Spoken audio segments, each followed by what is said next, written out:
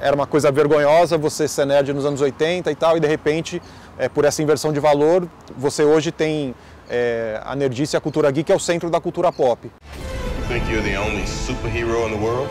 You become part of a bigger universe. You just don't know it yet. O que aconteceu, na verdade, é uma mudança de mentalidade. A gente pensa, quando eu era adolescente, gostar de quadrinhos era uma coisa de loser, era uma coisa de perdedor, não era uma coisa mainstream. He said the age of heroes would never come again. It has to. Você pega, não tem uma pessoa de qualquer idade, de qualquer lugar do mundo que não conheça quem é o Homem de Ferro, certo? Que era um personagem B, C, talvez até D de uma Marvel. I just finally know what I have to do. Sabe aquele cara esquisitão, fora de moda, que não fala com ninguém e tá sempre lendo por aí? That's me. Pois é, os tempos mudaram. Quem antes era visto como uma criança que nunca cresceu, hoje faz parte de uma cultura que dominou o mundo. Bem-vindo ao Universo Geek.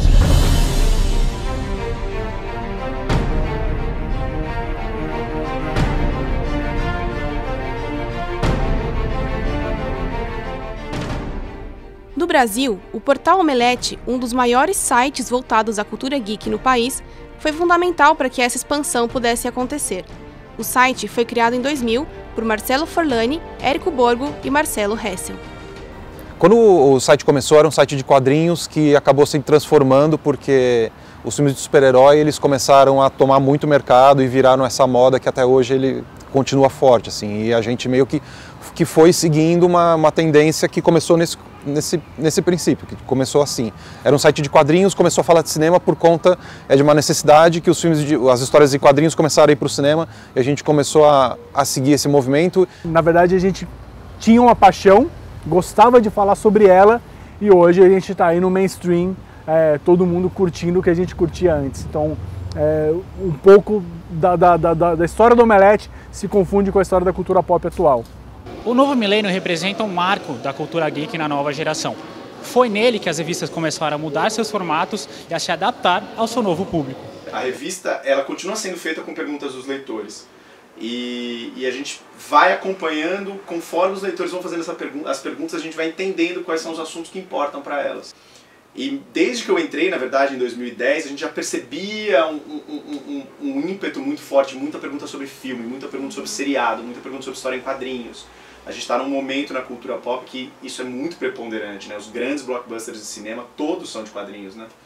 E aí a gente, bom, o povo está pedindo, vamos fazer. O país, que possui uma imensa legião de fãs, hoje comporta um dos maiores eventos geeks do mundo. A Comic Con Experience reuniu mais de 90 mil fãs de todas as partes do Brasil pela primeira vez em São Paulo Expo. Hoje, apenas 3 anos depois, o evento espera receber cerca de 200 mil pessoas. 10 anos atrás, quando o Érico e eu a gente foi para a Comic Con pela primeira vez, a gente olhou um para a cara do outro e falou assim, caramba, isso aqui é muito legal. Por que a gente não veio para cá antes? E a gente fez um acordo, todo ano a gente tem que voltar para lá. A gente cobre a Comic Con San Diego, que é a maior Comic Con do mundo, desde 2007, 2008, uma coisa assim. E aí, nas primeiras vezes que a gente foi, era aquela coisa, putz, por que no Brasil não tem um evento como esse? E o que a gente pode fazer para levar para o Brasil um evento como esse? Então, a ideia partiu disso, assim, porque você cria um ambiente ideal para você reunir os nerds sem preconceito, sem julgamento, sem nada. Assim, é o espaço democrático ideal para você curtir as coisas que você gosta. A ideia do nome Comic Con Experience ela não é gratuita. A gente quis trazer a experiência para as pessoas de tudo aquilo que a gente viveu na primeira vez que a gente foi para San Diego. Você vai em outros eventos, sei lá, numa feira do livro, um salão automóvel, essas coisas, você tem muita distribuição de panfletinho, um chaveirinho aqui. Cara, isso não é experiência. Tá? A experiência é você pegar, subir numa plataforma e dar um salto da fé do Assassin's Creed. Você pegar, tá do lado do seu artista favorito para tirar uma foto. Isso é experiência, né? É uma coisa que você vai lembrar para a sua vida inteira. Devido ao grande sucesso da Comic Con em São Paulo em 2014, em abril foi a vez do Nordeste receber esse grande evento. 50% dos visitantes eram de fora do estado. Nós trabalhamos muito aqui no Omelete e na Comic Con com dados. Então a gente sabe do tamanho do mercado fora de São Paulo, fora do eixo Rio-São Paulo, né? E a gente viu em Recife um polo, geograficamente falando, muito importante. A receptividade que a gente teve lá foi enorme, o povo foi super receptivo, nunca não, né? Mas a gente viu um carinho ali do povo que acho que é comparável ao nosso primeiro ano de CCXP aqui em São Paulo. A Comic Con Experience recebeu grandes quadrinistas como Jim Lee e Frank Miller, além de editoras como Abril e quadrinistas independentes que conquistaram espaço no beco dos artistas. A gente estava cobrando de participar já na Comic Con desde a primeira edição, a gente já queria estar lá, porque tem tudo a ver com a marca. Não só a gente, como a Super Interessante, que é a nossa revista irmã, e também a seção de licenciadas, que a gente chama dentro da Abril, que é a parte da Disney. A Disney tem direito de republicar os quadrinhos do Mickey, princesas, e tudo isso funciona muito bem dentro da Comic Con, porque é quadrinhos afinal. E aí esse ano, finalmente, a gente teve um trabalho muito longo, foram 6, 7 meses para convencer, a gente tem que estar lá, a gente tem que estar lá, tem que gastar com esse stand, e a resposta foi muito boa. Com a CCXP, uma das coisas que a gente cresceu também foi a área de atuação dos artistas, os quadrinistas. Até então, não tinha o tanto de quadrinho independente sendo lançado como a gente tem aqui. Hoje tem muita gente que se financia em crowdfunding, né, num Catarse da vida, para conseguir lançar o seu gibi lá na CCXP. De esquisitos a super descolados, os geeks são hoje uma grande legião de fãs que curtem muito o assunto. Mas e pra você, o que é ser geek? Putz, é tanta coisa, porque ser geek é uma coisa que ficou meio disforme, assim. Wasn't talking to you. I was talking to them. Bom, ser geek pra mim eu acho que é meio que uma evolução do nerd, que é aquela pessoa que gosta de estudar e gosta muito, mas principalmente gosta de HQs e de mais daquela área voltada pra anime e filme de herói e essas coisas. É um novo conceito, é um conceito aprimorado de um nerd, só que hoje ser geek é uma coisa boa. Antigamente o nerd não era uma coisa boa, mas hoje você sendo geek, você gosta de heróis, gosta de quadrinhos, gosta de animes, você gosta de uma cultura pop bem grande, um universo bem grande. Na verdade, ele surge quando o nerd ele fica com vergonha de assumir que ele é nerd, e aí ele inventa um termo bonitinho para ele poder ser nerd e não sofrer tanto bullying. Então, para mim, ser geek é o nerd que tá aí e não quer assumir, entendeu? É o nerd Nutella, não é o nerd raiz, é isso. E geek pra mim é ser uma pessoa antenada na área de tecnologia, games, informática, histórias em quadrinhos, em filmes. Tá sempre indo atrás de coisas novas e se manter atualizado nas coisas antigas e compartilhar isso nas redes sociais e com seus amigos. Como deu para perceber, a cultura geek alcança diferentes segmentos e conquista fãs de todas as idades. Mas como tudo isso começou?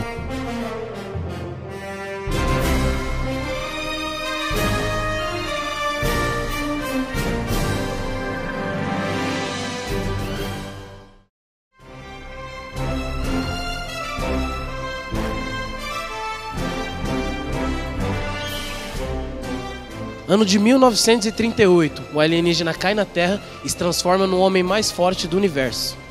Jerry Siegel e Joe Shuster, dois jovens judeus renegados, foram os criadores do primeiro herói de identidade secreta, superpoderes, trajes coloridos e capa, marcando o início da era dos super-heróis, os personagens mais famosos das histórias em quadrinhos.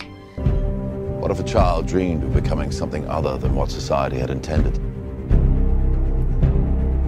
What if a child aspired to something greater? A procura por quadrinhos no Brasil, somada ao desenvolvimento das plataformas digitais, criou um ambiente perfeito para as criações de um stream só de HQs, a Social Comics, que conta mais de 1.500 títulos. Como se o digital fosse se tornar a nova banca de revista, né? Com toda a praticidade que tem de uma plataforma digital. Ou seja, o cara vai procurar o quadrinho ali, ele vai achar, ele vai ver o que ele quer. Se ele quiser o físico, ele vai lá comprar numa livraria ou, sei lá, em algum lugar do tipo. A gente vem buscando cada dia trazer novos conteúdos para a plataforma. Acabamos de anunciar o Estranhos no Paraíso, do Terry Moore, que é uma coisa... O quadrinho não é inédito no Brasil. A gente vai publicar todos os Estranhos no Paraíso. Em 1960, quando Superman tinha apenas 22 anos, surgia no Brasil a dupla mais conhecida dos quadrinhos, a Mônica e o Cebolinha, criados pelo cartunista Maurício de Souza. A Maurício de Souza representa 80% ou mais do mercado nacional de quadrinhos, né?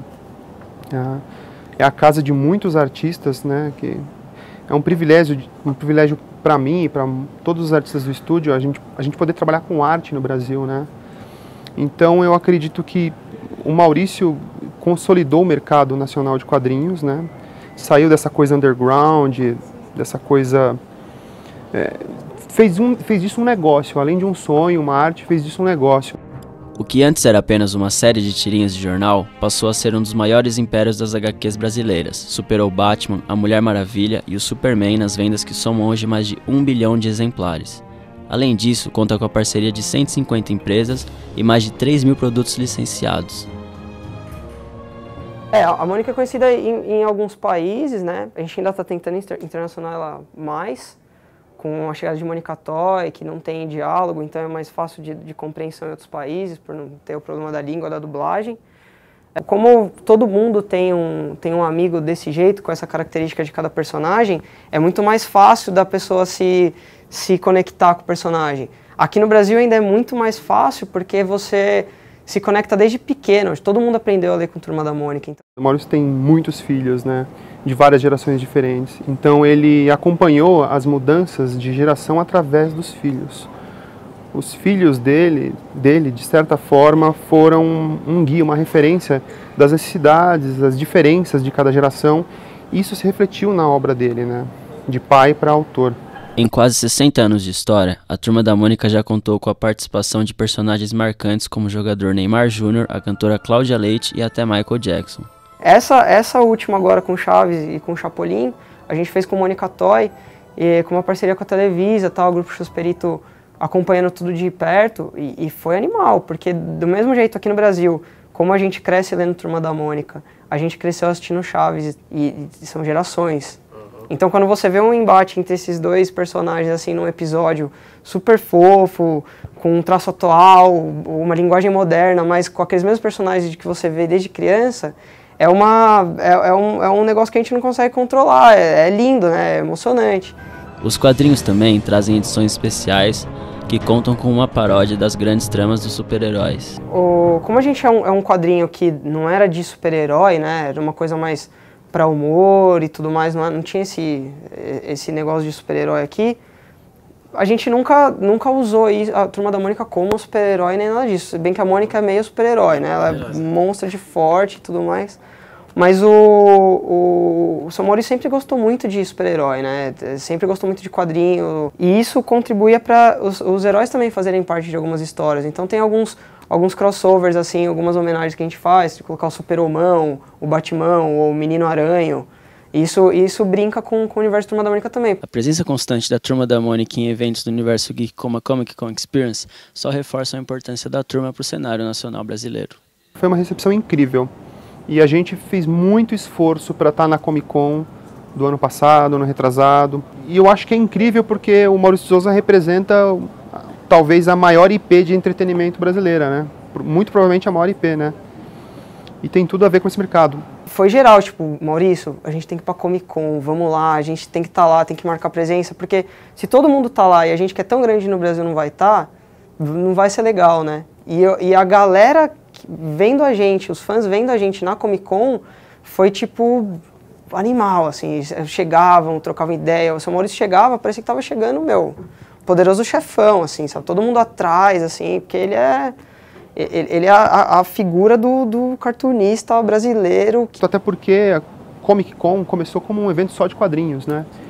E com o crescimento do que vinha do quadrinhos, né? Da criação do quadrinhos para outras mídias, que exponenciou, tudo surgiu no quadrinhos, né? O beco dos artistas, né? O Artist Alley basicamente era Comic Con. Então não faz sentido a maior empresa de quadrinhos da América Latina, né, não fazer parte de um evento tão importante, né?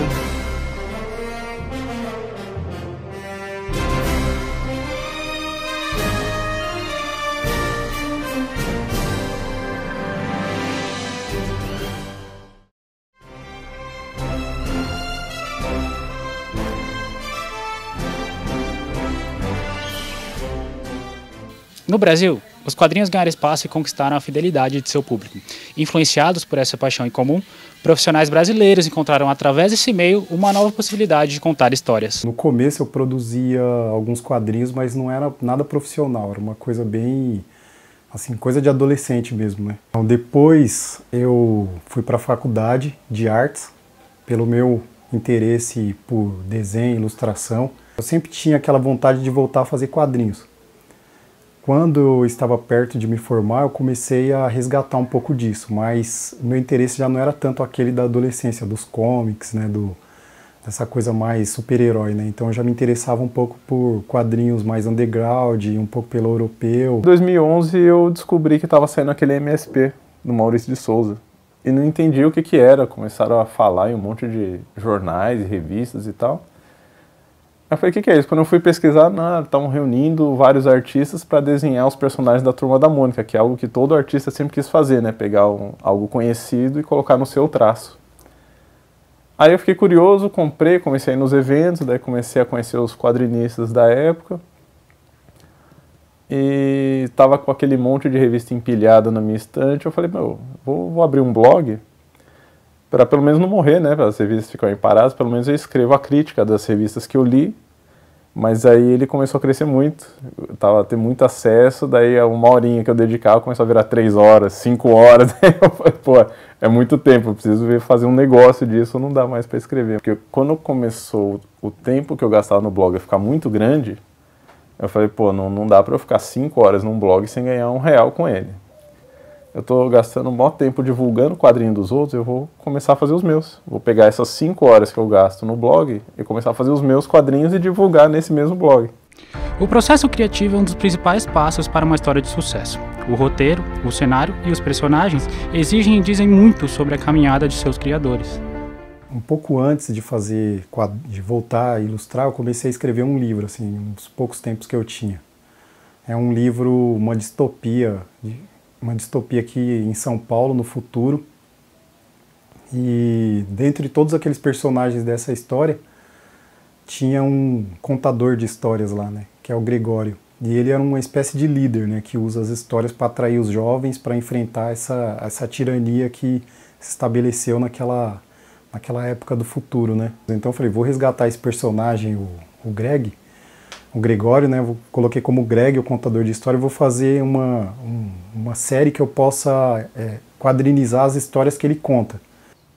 Fui num estúdio lá, levei meu portfólio, queria ser contratado lá, e no meu portfólio tinha muito desenho que eu tinha feito quando eu cursava quadrinhos. Então tinha muito Wolverine, tinha muita gente lutando, tinham ninjas e tal. Daí quando eu cheguei no estúdio eles só trabalhavam com um personagem infantil. E daí criei o Chris, criei uma historinha, uma chargezinha de 4 quadrinhos e levei lá. E foi só para isso, ficou parado anos.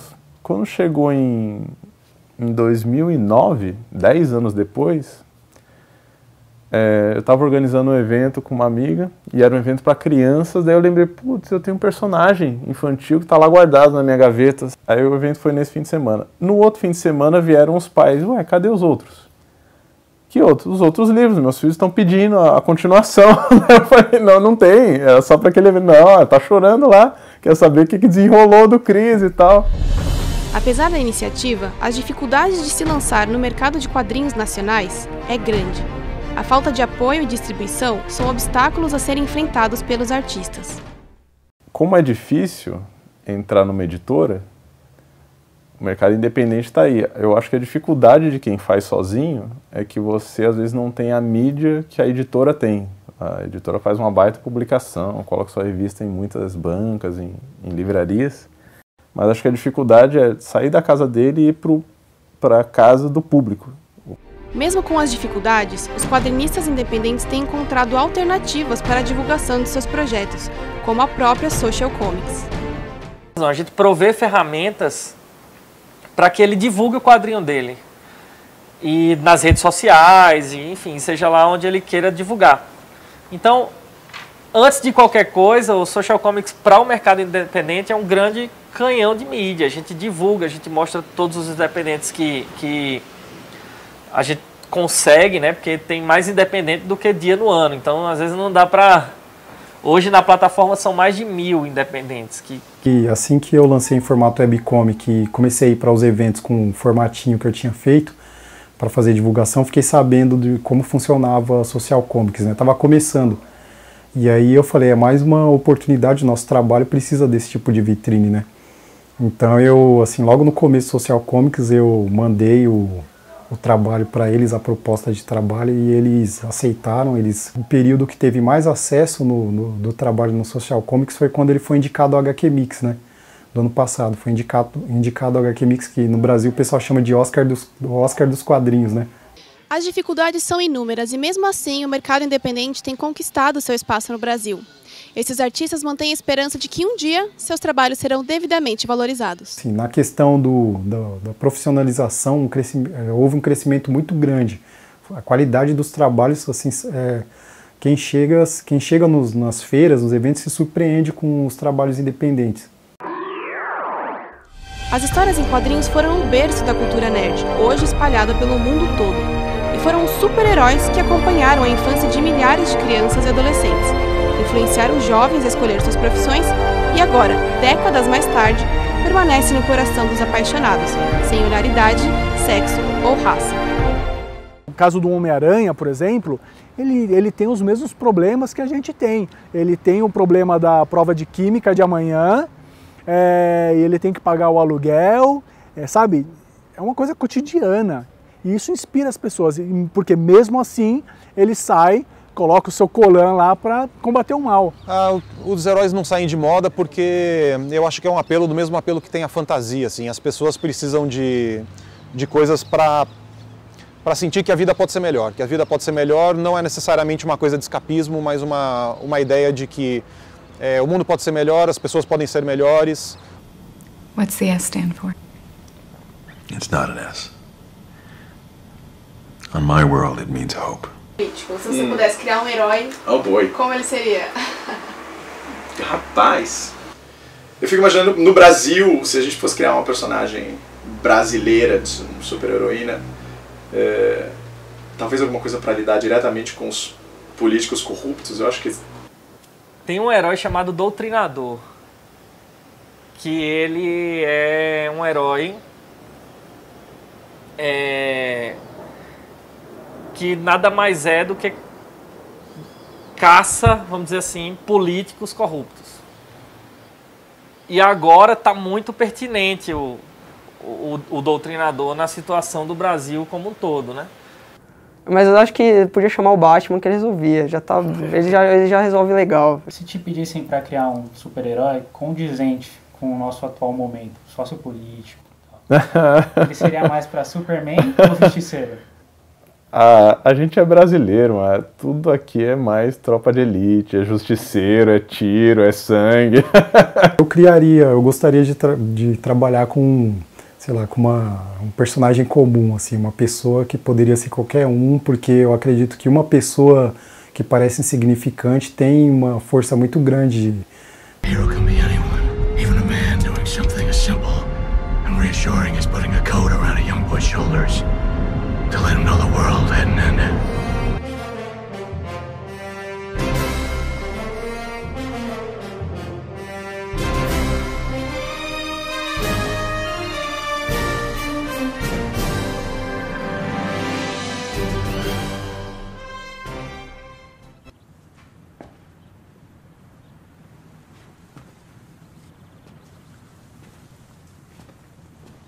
You're still here.